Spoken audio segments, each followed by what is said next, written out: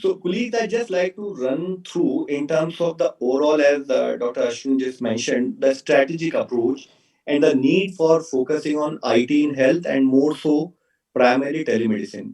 We are all aware that when it comes to India, it is a country with a population of 1.3 billion plus, and it also has problems associated with multitude of geographies which we have to attend in terms of health service provisioning, be it mountain ranges, coastal areas, islands, different type of languages, the health infrastructure maturity across rural and urban part of the country, and similarly a federated health system because health finally is a state subject. In terms of number, you're all aware that whenever we talk about numbers, so in India these numbers become huge. We are talking about just 2 lakh government-owned facilities itself. So if this is the overall terrain within which we have to operate, we realize that it is IT in health which primarily will be the lowest hanging fruit to actually help health service provisioning. Next slide, please. So, what is the vision we had kept for ourselves? And this is something which we are trying to work for the last primarily few years, but which has been given momentum in the last 2 to 3 years. And further momentum, or rather, a quantum jump has been done from 15th of August this year. This is about creation of a longitudinal health record for 1.3 billion people, which is interoperable across the systems, urban, rural area setting, health facility setting. We also need to sort of support this creation of health records through a pan-India telemedicine network. Certain steps I would like to highlight in the later slides. Similarly, when we are talking about challenges in terms of what we are seeing presently, the COVID pandemic or for that matter, disease management. So there is also equally an important need to focus on pan-nation surveillance and monitoring of all the health initiatives being done by government so that they become actually more meaningful at field level. We need to also use technology to primarily upgrade the health capacity and ensure that the training of the cutting edge level primarily happens by using technology because this actually becomes much more far reaching the moment we start thinking in terms of technology. And again, as it is critically important that information dissemination also can be facilitated through technology. When these were our key objectives for digital health, next slide, Krushan. We had actually been focusing on overall framework. What are the strategic areas we need to work on? So first of them is basically creation of an overall planning and monitoring framework, which is where we are talking about national data health mission, creation of health standard, creation of standards related data privacy and security. Similarly, we're talking about taking the data at the point of entry, which is the hospitals, etc., or the clinical setting, which is e-hospital application and e-Shishruta application. We also need to have a lot of public health solutions, which are primarily in terms of focusing on different programmatic interventions like TB, non-communicable diseases, mother and child health, telemedicine falls within one of them. Then we also need to focus in terms of supply chain management. The point Dr. Ashwin just mentioned that I was actually engaged in a VC primarily focusing on vaccine delivery and distribution approach. Now, if you are going to give vaccine to say first set of priority group of 32 people in this country, how does it go down to masses in a manner where the right set of person gets it? When there are multitude of vaccines which are available, which vaccine goes to which area? And since vaccines are not interoperable, so one set of vaccine has to be going to one area. First dose again has to be followed by second dose. All these things are primarily feasible only by using technology. Then we're talking about creation of emergency response management framework, and you're all aware about the integrated health information platform, COVID war room, COVID surveillance dashboards, and citizen portal where there is a citizen interface in terms of a online registration system, patient feedback system, etc., and multitude of online services which we can provide to citizen through which he is able to access the services in a much more transparent manner. This being our strategic area, we also feel that telemedicine has a specific major role to play. So while there are other enabling factors, telemedicine is actually an output to the field in terms of bridging the divide of rural and urban healthcare setup, in terms of reducing the burden on tertiary care institutions. Why should a poor man, because a tertiary care facility is not available in rural areas, be sort of not able to get those advices when he's sitting at his home using technology as a tool? Similarly, creation of on-demand services, ensuring affordability, accessibility, and basically in terms ensuring quality component also becomes very important. And that's where telemedicine actually will be our major tool to ensure continuum of care across the health spectrum. This is one way we have sort of identified and prioritized telemedicine. And what we are focusing on telemedicine is We are focusing on all the new 150,000, 1.5 lakh health and wellness centers we are trying to create. We are trying to see that all these centers are equipped with telemedicine services. We are talking about creating online OPD services. A route for that got opened during our COVID pandemic when we had used our application to make it citizen centric. Similarly, we're talking about creation of teleradiology services along with telemedicine. Why should we not use technology to also provide radiology services? And parallelly, in effect, what we are talking about is creation of a remote health monitoring platform in the long run. This being our telehealth focus areas, we had come up with an application created by CDAC Mohali. I'm sure all my colleagues, particularly from Telemedicine Society, are aware. This is a low cost telemedicine application. Generic drugs can also be prescribed through this, so it has e prescription available. The most important highlight of this application, actually, if you ask me, is that it is based on the electronic health record notified standards by the country. So, to highlight that this is the only application in the country in telemedicine which actually follow the EHR standard notified by the government. It has also facility to basically wirelessly import the diagnostic device data. So there are a lot of devices which have been integrated. This has also effective DICOM viewer and video conferencing and overall comprehensive dashboards. And this is the application which got national level award recently. I'm sure my colleague from CDAC Mohali would have talked today sometime talking about what this application is actually achieving on field. And as part of this application, when we are talking about health and wellness centers, to facilitate its usage across health and wellness centers, we are now providing infrastructure support, manpower support, as well as the necessary funding supports in terms of hardware, etc., including training, which we are providing to all the states under National Health Mission so as to ensure its wider reach, wider acceptability across the spectrum. And this is already started 22,000 now when health and wellness centers are approximately operational in the country. In all these health and wellness centers, this telemedicine application is being run. If you see the data beside within the same screen, 15 states have already rolled out these services. 5,500 plus health and wellness centers actively using these services on a regular basis, and 2 lakh consultations have happened in the last 5 months alone, wherein we have also trained 20,000 health professionals on usage of this application. So this is the health and wellness center, which is doctor to doctor consultation component of the telemedicine application. Next slide. We have also linked this application, as I just submitted earlier, with a teleradiology application, which also is very interesting in the sense that we created a low bandwidth solution where in real time collaborative environment to visualize the X-rays and other DICOM data across the two sets of experts can take place. It also has a web interface. It is also basically now trying to add AI component on the top of it. And in this AI component, next slide, please.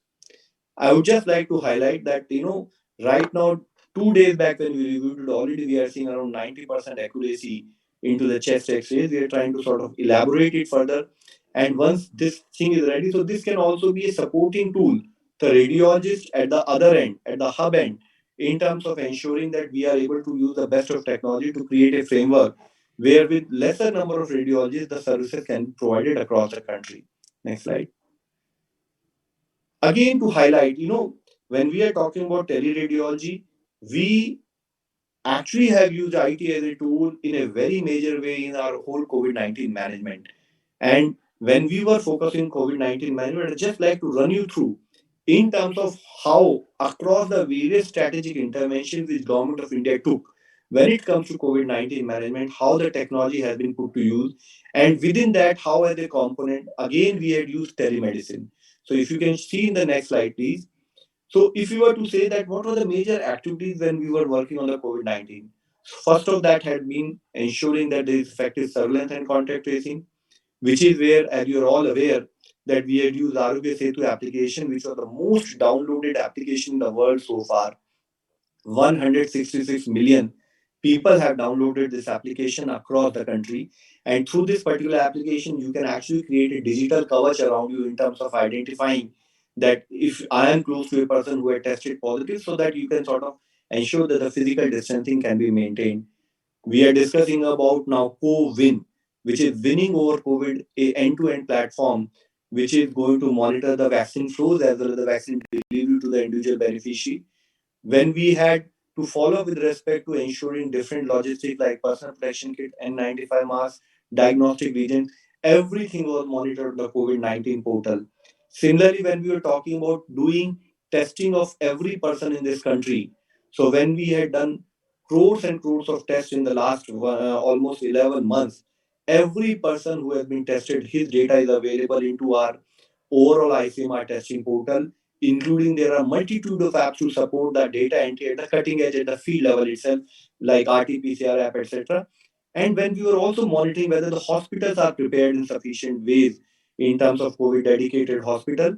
So there we had a facility app, we had our COVID-19 portal, and we also created new framework in terms of online OPD services, which is what I'll talk about in the next slide also, where we said that whatever we were focusing as a doctor to doctor model can now go to online model in terms of direct OPD services to patient itself.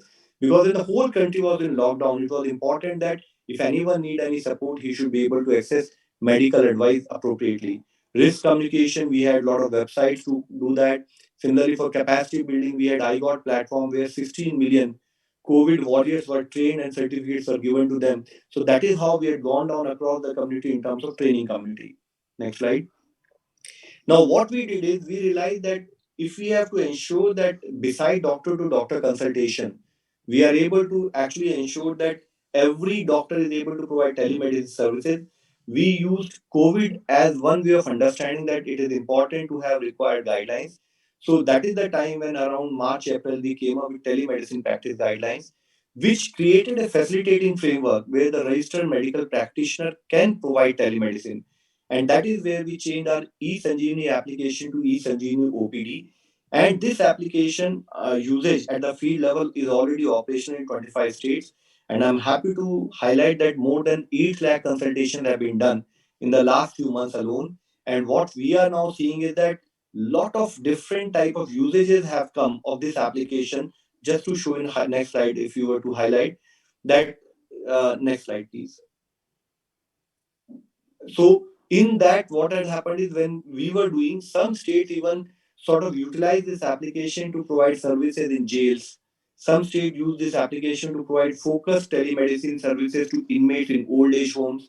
And similarly, some states went down and they also created these environment where across the through a wide publicity, larger number of people have downloaded this application. Now, when we are doing this, we also realize that all these have to be sort of brought down into a overall framework in terms of ensuring that there is interoperability across the system, there is no silos within the system, and that is where we also utilize this COVID time to sort of put across. Next slide, please, a national digital health mission. And I just submitted to earlier that 15th August is a landmark date this year where Honorable Prime Minister announced the launch of National Digital Health Mission, where the focus is to actually see that the silos within the system get broken and we are able to create an overall framework first time in the country as a vision, as an approach in terms of where the whole health data can be collated through three different registries: registry of the patient, registry of the provider, registry of facility. And this has already been launched in six pilot UTs also. And I'm also happy to announce that as and when the CoWIN platform for the vaccine delivery will launch, again using Section 4 of Aadhaar. This will be the first application in the country where users, if they want, they can create a unique health identity for themselves during the time when they're also getting delivery of COVID vaccination. What this National Digital Health Mission is primarily going to do is it will integrate all the stakeholders in the system. So be it providers, private entities, government as well as private, healthcare professionals, and everyone, and all those programs which have ever happened on IT and health will all be collated through together through these particular three registries which I just submitted. Next slide.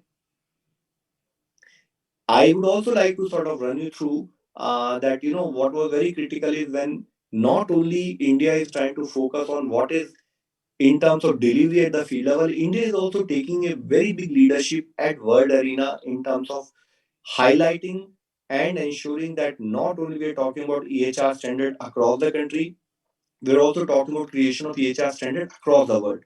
And that's where India moved the resolution on digital health in 71st World Health Assembly.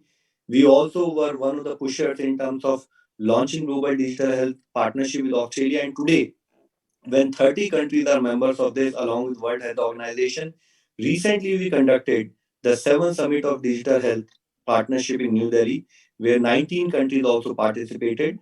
And where parallelly we are now actually utilizing this forum, which is the biggest intergovernmental forum in the world on digital health, to push the overall digital health agenda in collaboration with WHO.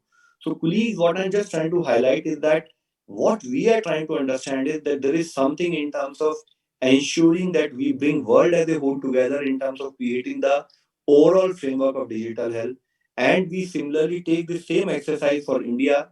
And when we are taking this exercise for India, we create some enabling frameworks as services to citizens, because the framework will be as useful as the services we end up creating on the top of that platform.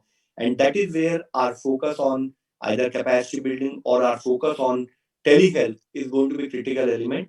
I would just like to highlight that e-Sanjeevani application with more than 10 lakh consultations done already is the biggest tele health application in the world in terms of usage. But considering India's number, this is such a minuscule number, and we look forward that we actually create a leader by a margin in terms of usage of this application.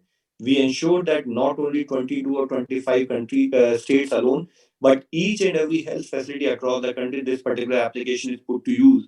And we also would like to focus on adding additional disruptive technologies on the top of this telehealth platform, so that the cutting edge of the technology can also be integrated in this. And with time, we keep on adding this application in terms of supporting the overall longitudinal health record of every citizen.